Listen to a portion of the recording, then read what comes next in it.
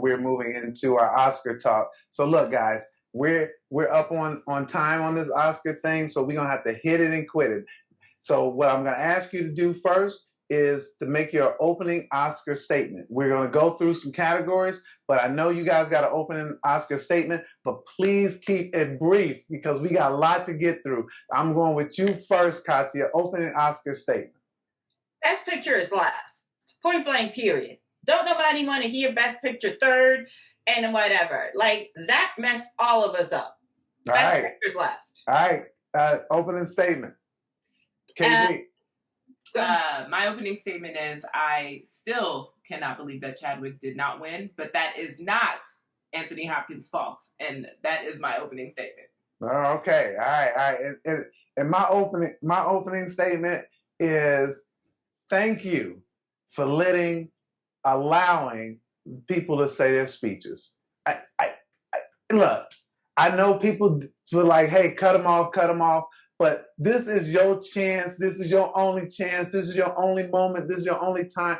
People got to say their speeches. I know it makes for a boring show, but thank you for letting them say what they had to say. Because I want to thank my mama, my teachers, I just want to thank everybody. So thank you. And that's my opening statement. All right, let's get through some categories. All right, so we will take Best Picture last because you just told me, Katya, the Best Picture is last. But let's go to Best Director. Katya, you felt pretty strong that Chloe was going to win for Nomadland, and I did. I don't know if there's much to talk about there other than to say, yay. That I think we all saw that coming. We did, yeah. We all predicted that. So look, our prediction stands. Well deserved. About time. All right, excellent. Then for Best Actress, I think we all felt that we knew what that was going to happen there. I mean, we felt what we knew was going to happen. We all was hoping for something different. I was really hoping for Andra Day. I really felt that because I can't even see. I mean, might be selling her short. I can't see this not being the performance of her life. It was just phenomenal. But so it was tough for me to see that. But I thought Frances would win it. Thoughts? We have to, this is my conversation, and I said it, and people keep trying to gaslight me. I don't think we will see it in our lifetime. Will we see another Black woman win Best Actress? That's a sad thing for me to say, you know what I mean, as a Black woman. But there is something about the Academy, and no one but people that look like us, all these people that talk about award season all year long, don't hold their feet to the fire. We are dragging the HFPA up and down, but nobody's dragging the Academy on how they will nominate these women just for optics, knowing the majority of the membership will never vote for these women. And I am like, these women are darn near perfect in these performances, and people critique them, but you want to celebrate these other women who happen not to be Black for the most mediocre of things. And it really, like, I don't know. What do we say to our women anymore? Like, just don't even show up because it ain't like you're going to win anyways, because these folks don't respect your work. And nobody is willing to have the conversation. What is it about Black women or women of color that they will not give this award to? And I honestly said this. I believe Moonlight and Halle Berry were one off. Yeah. That was somebody somewhere along the line. Maybe some people said, oh, we just going to vote for them. They're not going to win. But there is a disrespect. 93 years, folks. 19 years ago was the last time Halle won. I'll say this about Moonlight is that more white people saw Moonlight than Black people. So it was one of those kind of movies that, and same thing with 12 Years a Slave, is that I know more white folks who saw it than I know Black folks who saw it, because a lot of Black folks wouldn't go see it because of the trauma that of watching it and doing that. And I say the same thing about that with Precious. So there's just certain kinds of movies, and I know we've had this discussion, but because we're on the clock, any thoughts on Frances, KB? I mean, I was hoping it would be Miss Day. Listen, I definitely think that the United States versus Billie Holiday is her film, in the sense that, like, she carried it. She's extraordinary in it. I was hoping it'd go a different way, but I'm not surprised that Frances won.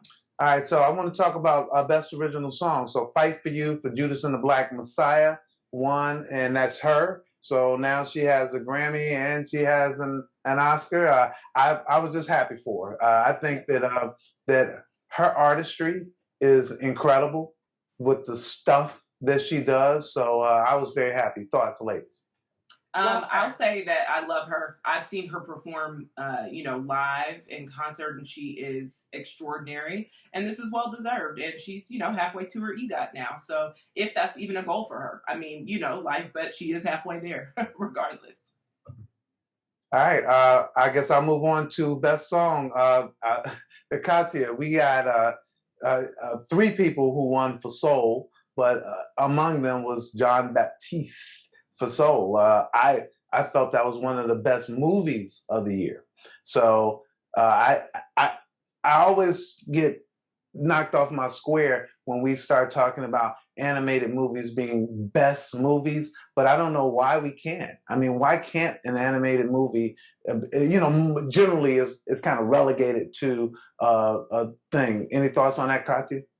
Because people are narrow-minded, but I do think that Soul deserved best score. I mean, Trent Reznor and Atticus have been really on this winning streak, and they're like the new They are guys in the scoring. But John Baptiste props was the authenticity, of jazz. He's a jazz musician, and I think that was really, really important because how you have a movie about a jazz musician and not have no jazz. But I loved his enthusiasm. I am so glad that you said that because I was very, very disrespectful to Trent Reznor and Atticus Ross because you're absolutely right. What they have been doing is, it's scary. It's actually scary. I actually want to just say, can I be y'all friend? Can I give you 2 words? Can I give y'all 2 words for the song and get a writing credit? I mean, I will say that the music in Soul is fantastic. Like, if you do not like the music in Soul, then I'm confused about if you actually like music. It is fantastic. It is fantastic. And again, they're taking that manner because before it was John Williams and Hans Zimmer that were doing everything. Right. It's nice to see some other people in the mix. There are other musicians. Give some of these, and Ludwig too, give some of these younger guys a chance. John Williams, no disrespect, but he's getting up there. You know what I mean? Right. So I'm gonna go to something I'm coming straight for you, Katya, on this one. And this is Mank. Mank won 2 Oscars. And they won one for best cinematography, and then they won one for best production. I think it's best production design. Yeah. Thoughts? That makes sense. This is a technically beautiful movie. I always said that. The one thing you cannot take away from this film, it's technically insane. It's so good. And I figured that's where they would win their awards. It's absolutely like if you turn off the sound, to me, that movie becomes more interesting. I knew you were going to say that. All right. If you like the God bless you, I'm coming straight for you on this one, KB. Who won for best supporting actress? Oh, I'm sorry. I thought you were going to ask me about Mank, and I was going to be like, I didn't watch it. Oh, no. Okay. I actually chose to, live my life in a different capacity and preserve my peace. So wow. But best actress. Best supporting. Best supporting actress, I'm sorry. Yeah, listen, Minari is one of the greatest films. This was well-deserved. I think that we all predicted that she would win.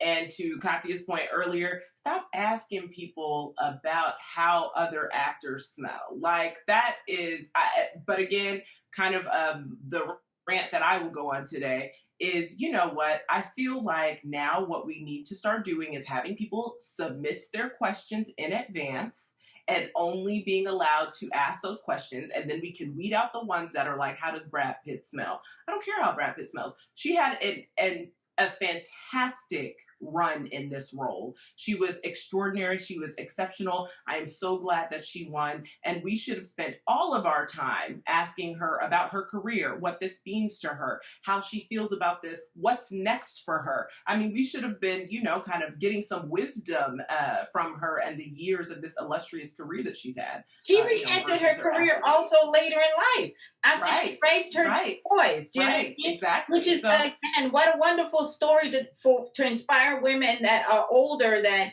you're never too old to revisit the things that you love. And again, the entire write-up about this woman who is so amazing has been about Blamby not paying for plane tickets, about this, that, and the third, and we have yet to talk about her career. And it's mind-boggling. Like, what's wrong with folks? I am so glad that you brought that up. All right, again, I'm looking at the time, so I'm going to go to 2 films and get a comment from both of you guys on this. So we get Best Animated Feature Film, obviously with Soul. I thought it was fantastic, and we get Best Live Action Short Film, which was Two Distant Strangers. Any thoughts on both of those?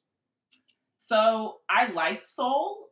You know, obviously there's still some troubling things for me, you know, with the white woman being in a black man's body. So there's still some issues with me there. I liked it. However, me personally, I actually was rooting for Wolfwalkers, which was an exceptional animated film. And I adore it and could watch it again right now, you know, with no complaints, because I thought it was extraordinary. So. Okay, cool. But Soul is good. So, you know. Cool. Kathy. I mean, I think, okay, here's one clarification. A lot of people are like, Diddy and so forth have won an Oscar. Technically, no, because only 2 people get a statue with short film. That's the 2 guys you saw up on the podium. I do think that it is nice to see, and I have been saying this for years, Diddy, all these other people did what needs to be done. Help Black, help people of color by funding their projects and letting them do the creative part. You get to sit in your producer's chair. You get to brag to everybody that you helped produce an Academy Award-winning project. Do you know what I mean? I have problems when you try to slide in that producer's chair and be the director and the actor, knowing that this is not your wheel. You know what I mean? And I think we need to see more of that, you know, because that film is so timely and it's so well made. And Joey Badass can act. You know what I mean? I think he's a really, really, a really good actor. And the other thing I want to say is we all, and I'm going to say this for myself, need to do a better job when we are covering film festivals of covering short films, because there are a lot of people so busy seeing the long form. And again, I'm including myself in that we think of short film as an aftermath. Oh, I have some time in between these 2 things. Let me sneak one in. Me too. So I think that we better at that. It's like, you know, let me have some lunch and watch a short film type of thing. And then I think you're making such a great point. All right, so I'm gonna skip. I'm just gonna make a comment. I know you guys probably want to make a comment. The best sound went to Sound of Metal. And if it didn't, there would have been a problem. I'm talking about we would have had a major problem. The trains couldn't leave the station because they did so well with using sound and not using sound. So good for that, unless you guys want to make a comment. Yeah. All right, cool. So then for Ma Rainey won 2. They won one for Best Costume Design, and obviously they won one for Makeup and Hairstyling, and that was a monumental moment. I'll let both of you guys speak to that. I support it. Hair and makeup, love seeing, you know, I just love that Ma Rainey got something, some due. And, you know, I love that Black women behind the scenes got some due and some credit. And so that's all I have to say about that. You know, I will always be a supporter of Black women. I am thrilled about it. I thought that the costuming, the makeup, the hair was everything that it needed to be in addition to those stellar performances. So, yeah, that's all I'm going to say. Kathy? I want to say that this team actually is Viola Davis's team, and she brought them onto this film. And she's taking them on to her next project. This is, I hope, I always say we got to talk about the guilds. One of the biggest complaints that Black actresses have, that aren't enough people when they come on set to do their hair and makeup. We all know one thing that Black women know how to do is hair and makeup. Like, there isn't anywhere we can go in the world we can't find somebody to do our hair. I'm just keeping it 1,000. But somehow there is a disconnect when it comes to this branch of the guild. and allowing or facilitating more Black women to become a member of that guild so we can take care of our women. So hopefully this win will help push the conversation forward, because not everybody's in a position like Viola Davis where they can say, you know what, I'm going to put it in my contract. That's right. That this is who's doing my hair and makeup, because I ain't got time to be playing with folks. You know what I mean? You know, to Katya's point, we say time and time again, and we hear this in our interviews with Black women, that they've had to come to set and do their own hair and carry their own makeup as actors. And I mean, you know, time's up for that now. Like I'm hoping, to your point, that we get more Black women in this guild, and now we can see more Black women in these spaces behind the scenes, creating these looks for us, but also authentic looks. Because y'all, sometimes these wigs that they get, I'm like, I know, right? And this is the other thing that people forget is, like, these women weren't just, they literally researched and said, this is what women wore, and this is the material. And then the wig that Viola wore was made out of horsehair, because that's what happened then. She did specify in the Critics' Choice thing that the hair was washed. Like, we didn't take it off the horse and just put it on Viola. Like, it was cleansed. That's funny. That's funny. You know? That's funny. I think that's amazing, you know? And I'm really glad that you guys mentioned the whole thing about the hair and makeup. And you're so right, KB, that we're in so many interviews where we hear that. And that just makes me just want to throw in a plug for a Black Lady sketch show, because they talked about that a lot on their show. I hope people check that out. It's on HBO. Mm-hmm. Yeah, so it's on HBO Max. HBO Max, because they really talked about how it was so rewarding to be in a place where they didn't have to bring their own makeup, didn't have to bring their own hair stuff and all that stuff. And so it is really great to see this from an Oscar perspective. So last two categories is Best Actor, and we already talked about it.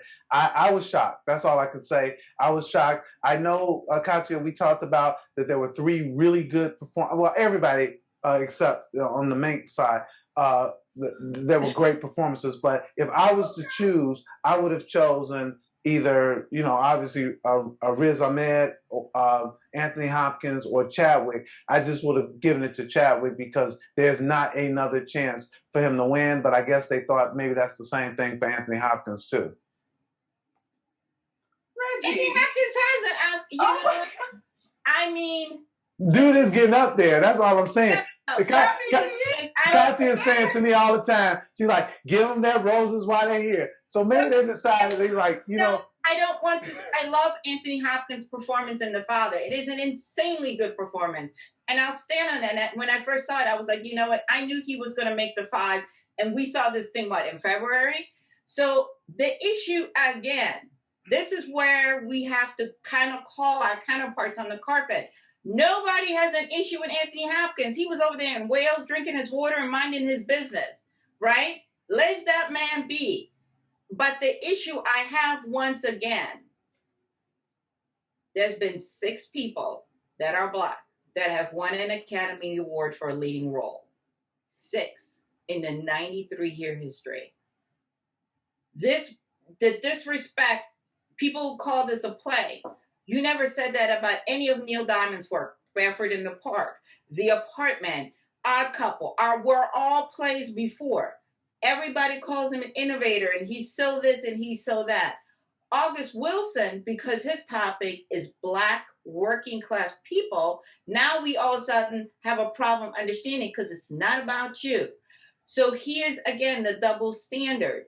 And you know, Levy is somebody we know, somebody that we've read about, somebody that is adjacent to us, what he was talking about. And also, we've all struggled with our faith, especially as Black people, when we see the stuff that happens to us.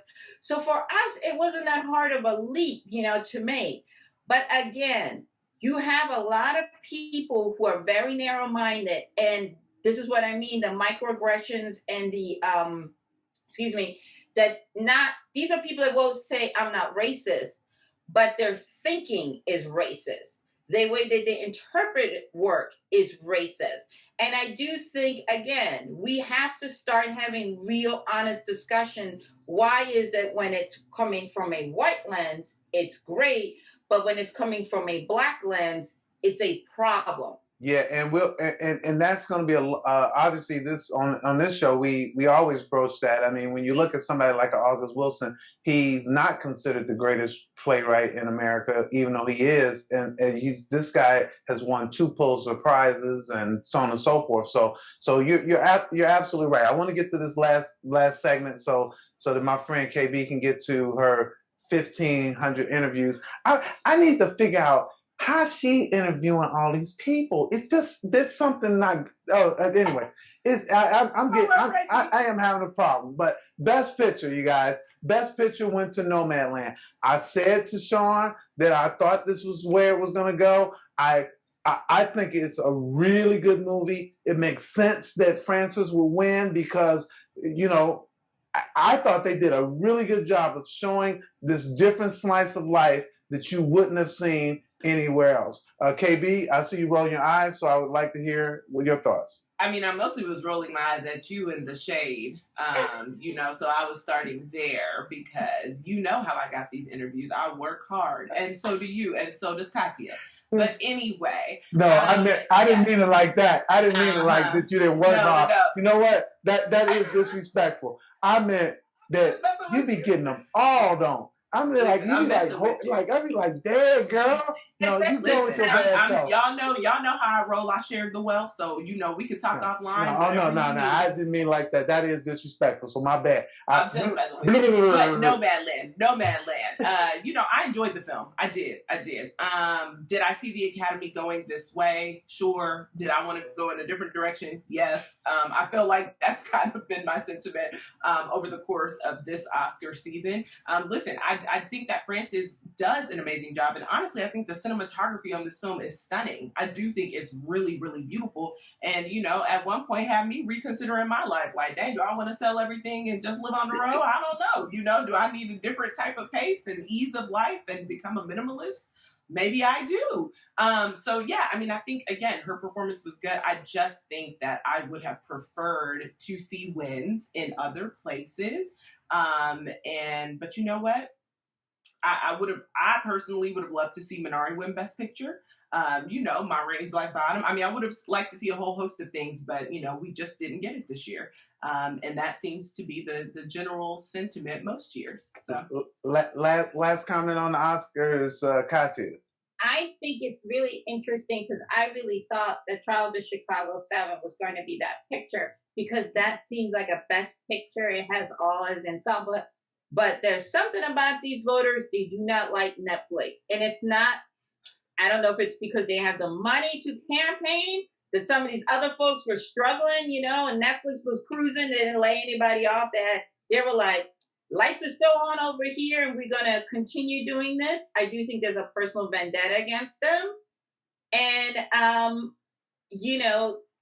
it was very interesting. I like No Man Land too. But I think part of that was there were people who voted that really enjoyed that film. And I also feel like some people voted in order to deprive Netflix of that Best Picture. Wow. I think we have to start talking about this because it's not that they're not putting out good content. They're not a newer company. I mean, it's really interesting. And again, I do think it's one of those things where a lot of studios that had to merge and had to kind of can't put out the content that they can put out. They can't go directly to the people. Netflix plays that game where they put the movie out for a week so they can compete, but their whole focus is still to the subscribers. And again, they have the purse strings, and they're not going anywhere. And at some point, they're either going to have to concede that this company is here, or, I don't know, we're going to have to start pulling some people. But I do think I did not see this coming. And I'm with KB. I would have liked to see Minari because, again, this is a beautiful American story. And it is just so heartfelt. And we all were boohooing at Sundance. And then Stephen Yen started crying and we started crying some more with him. And I'm so glad Lee Isaac did not quit making movies because we wouldn't have had this. Well, we're going to have to leave it there.